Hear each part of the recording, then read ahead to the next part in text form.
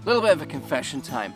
If you've ever bought a tool or something that you don't really need but you mostly bought it because you just really like the look of it and it was affordable, post in the comments, let me know what it is you bought. I know if you're here and you're an outdoors enthusiast, you're probably going to say knives. It just seems that it's just a pastime. If you're an outdoor enthusiast and every 6 months you haven't bought a new knife, well, off you go to see what the options are. And that's partly why I bought this little hunter's hatchet here.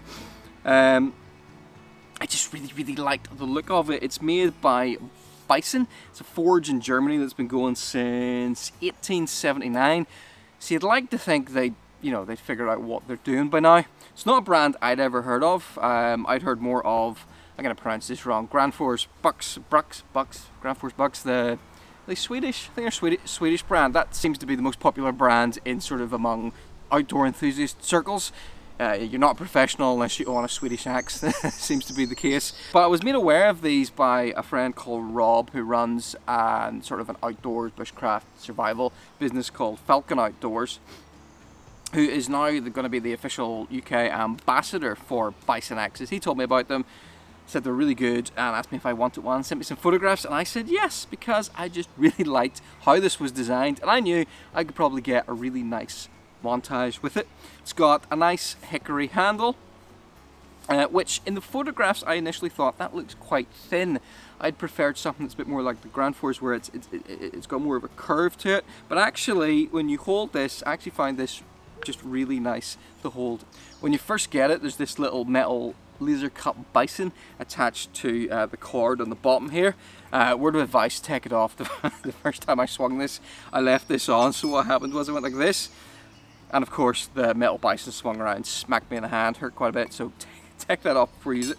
Also comes with this really nice leather sheath, which protects it and just adds to the visual look of it. It's just really nice. What's it actually like to use? Well, it came sharp out of the factory. I just think it has a nice weight, especially when you hold it about here. It feels really nicely balanced, which is quite good for doing precise work. I've had no problems splitting sticks with it, no problems chopping off limbs, off trees, not people.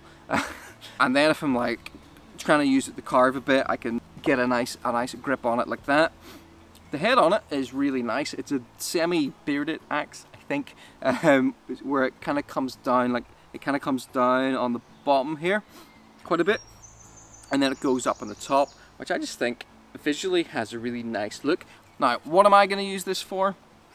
Realistically, I will mostly use this for splitting up sticks to use in the little wood burning stove that I sometimes use to cook in the back garden. I'll maybe take it if I'm going on a wild camp on occasion, or doing a little few random little bits of bushcraft from time to time. If you want to get a little more info, Rob has done a little bit more about these axes and the brand over on his channel.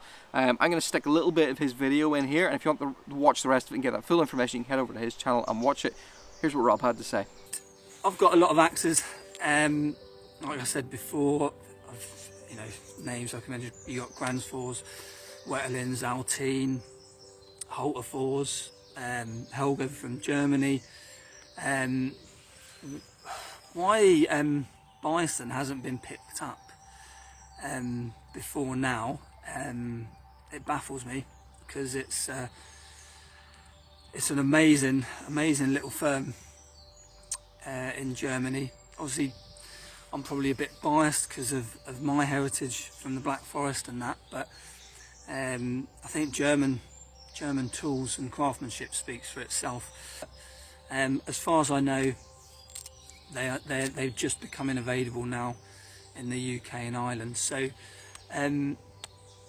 if anyone is interested in these, they're still not hitting stockists yet. They are with a distributor. So if anyone's interested, please just hit me up in the comments or a personal message or something like that, and I can chat to you a little bit further and point you in the right direction. But don't walk past these. These are a cracking axe, and I would say in Germany they are considered the sort of on par with Gransfors, and they are cheaper, but I think they will be going up in price a little bit once they hit stockists in the UK and Ireland. So yeah, it's a hatchet.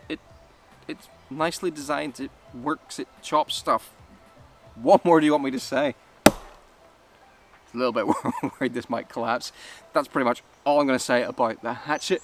If you're wondering where I am, this is my little outdoors set location that I am now able to use. I got permission to use this bit of private land near my office. So this is going to be quite good when it comes to reviewing and doing more outdoors based videos. A few outdoor brands that I've done some work for already. One tint brand in the States. There's a sleeping bag coming up, and there's a few other bits and pieces that I'm currently in discussion to get, and if they're outdoors based, this is where I will be reviewing them. So you can expect to see this really nice spot again. Right, in the time I've been here, the clouds have come overhead and I can start to feel the rain, so I'm going to pack up and get over here. But I will see you on the next video, which, the next video is going to be one for you runners. It's going to be what are the best headphones, the best Bluetooth headphones to buy in 2020. So if you're a runner or you're interested in that, you can subscribe and you'll get that video when it comes. And those birds are very, very piercing.